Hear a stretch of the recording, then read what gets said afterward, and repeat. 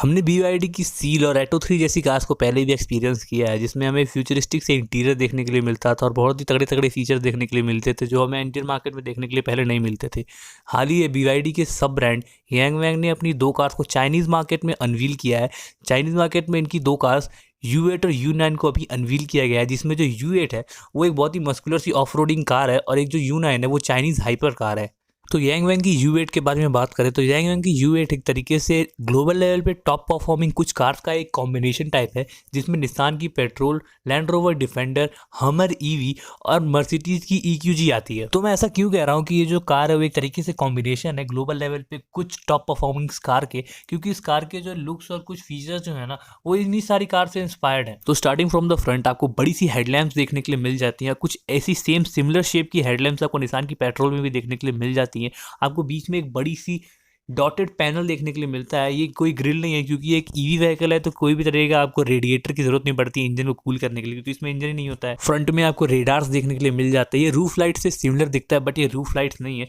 तो ओवरऑल एक बहुत ही तगड़ा और मस्कुलर लुक दिया गया है फ्रंट से इसको। अगर बात करें इसकी साइड प्रोफाइल की, तो साइड से तो इसने पूरी डिफेंडर को एकदम कॉपी कर दिया है। मतलब अगर इसकी रूफ लाइन की बात की जाए, इसकी विंडो लाइन की बात की जाए, तो एकदम स्ट्रेट और सिमिलर लैंड रोवर डिफेंडर की तरह होती है। यहाँ तक कि इसके जो व्हील आर्चेज है वो भी एकदम सिमिलर लैंड रोवर डिफेंडर जैसे ही लगते हैं। इस कार को लेडर ऑन फ्रेम प्लेटफॉर्म पे बनाया गया ताकि इसमें आपको बढ़िया सी ऑफ-रोडिंग कैपेबिलिटी देखने के लिए मिल सके और इसको लैंड रोवर डिफेंडर वाले सेगमेंट में स्टैंड आउट किया जा सके। और इसमें इस कंपनी की E4 आर्किटेक्चरल टेक्नोलॉजी का यूज किया गया है, जिसकी वजह से इसकी जो परफॉर्मेंस है वो और भी ज्यादा इनहेंस हो जाती है। अब E4 आर्किटेक्चर टेक्नोलॉजी का मतलब ये होता है कि इस कार के जो चारों टायर्स होते हैं उसमें सेपरेट मोटर का यूज किया जाता है। मतलब इस कार के चारों टायर्स में 300 HP के सेपरेट मोटर्स को यूज किया जाता है, जिससे वो एक कलेक्टिवली 1100 HP की पावर जनरेट करते हैं इस कार के लिए। 1100 HP की पावर से ये जो कार है वो 0 to 100 बस 3.6 सेकंड में ही अचीव कर लेती है। मतलब ये तो बहुत ही तगड़ी बात है कि इतनी हैवी बॉडी की कार 0 to 100 बस 3.6 सेकंड में ही अचीव कर ले रही है।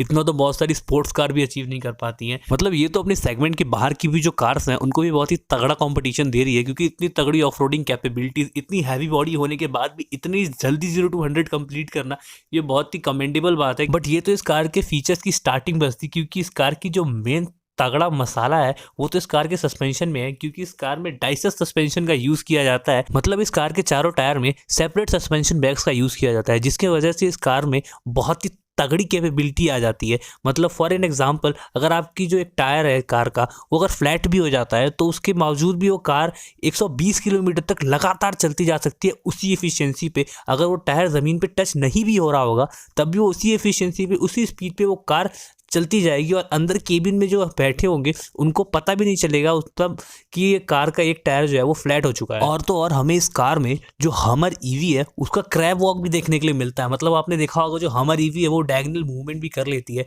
उसी तरह से इस कार में भी इसके जो कार के चारों टायर्स हैं वो सेम डायरेक्शन में एक मूवमेंट करते हैं, जिसकी वजह से हमें एक डायगोनल मूवमेंट देखने के लिए मिलते हैं इस कार में भी। मतलब इस कार में हमें क्रैब वॉक भी देखने के लिए मिल जाती है, 0 to 100 3.6 सेकंड में भी देखने के लिए मिल जाती है, डाइसस सस्पेंशन देखने के लिए मिल जाती है। और तो और इस कार की जो वाटर वेटिंग कैपेसिटी है 1 मीटर की देखने के लिए मिलती है। मतलब कि जो लैंड रोवर डिफेंडर होती है उसमें 900 mm की वाटर वेटिंग कैपेसिटी देखने के लिए मिलती है, जो वर्ल्ड में सबसे ज़्यादा मानी जाती है। और इस कार में उससे भी ज़्यादा है, मतलब 1 मीटर मतलब 1000 mm की इसमें वाटर वेटिंग कैपेसिटी देखने के लिए मिलती है। मतलब कि ये वर्ल्ड में सबसे ज़्यादा वाटर वेटिंग एफिशिएंट कार बन गई है। तो फॉर एन एग्जाम्पल, अगर हम एक कार को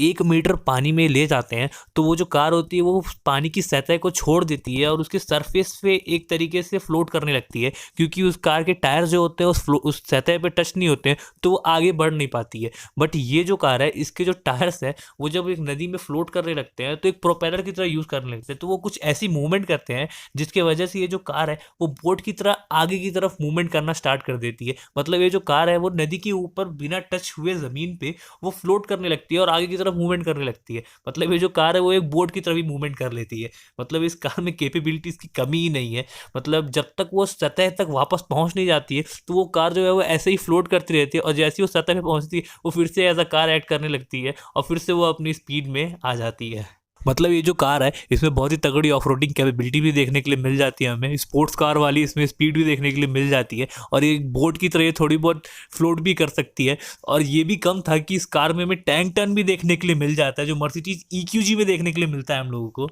टैंक टर्न का मतलब ये होता है कि वो जो कार होती है वो अपने पोजीशन पे खड़े खड़े ही पूरे 360 टर्न घूम जाती है। मतलब एक जो कार है वो अपनी जगह पे खड़ी है और उसके जो टायर्स हैं वो एक ऐसी मूवमेंट करते हैं जिसकी वजह से वो जो कार है वो अपने पोजीशन पे खड़े खड़े ही एक 360 डिग्री का पूरा रोटेशन घूम लेते हैं, क्योंकि इस कार में E4 आर्किटेक्चर टेक्नोलॉजी का यूज़ किया गया है, जिसकी वजह से इस कार के जो चारों टायर्स हैं उसमें सेपरेट मोटर्स का यूज़ किया जाता है और इसकी उसी की वजह से इस कार के जो चारों टायर्स हैं वो सेपरेट डायरेक्शंस में मूवमेंट कर सकते हैं, जिसकी वजह से जो कार है वो एक 360 का टर्न अपने पोजीशन पे खड़े खड़े ले सकती है। मगर ये तो इस कार के बारे में बहुत ही बढ़िया बातें हो गई, बट जो सबसे बेकार चीज़ इस कार के बारे में वो कार का इंटीरियर है। मतलब एक ब्राउन सा बेसिक सा इंटीरियर दे दिया है इस कार में। मतलब इतनी तगड़ी कार जो एक्सटीरियर से इतनी तगड़ी दिखती है, उसकी इतनी तगड़ी कैपेबिलिटीज़ है, उसके लिए इतना बेसिक सा ब्राउन इंटीरियर देना, मतलब ये मेरा ओपिनियन है। हो सकता है बहुत सारे लोगों को अच्छा भी लगता होगा ये इंटीरियर जो बेसिक सा ऑस्टन मार्टिन टाइप का इंटीरियर दे दिया है इसमें, बट मुझे ये बिल्कुल बेकार लग रहा है, क्योंकि ये जो कार है वो इतनी तगड़ी लग्जरियस कार बाहर से लग रही है,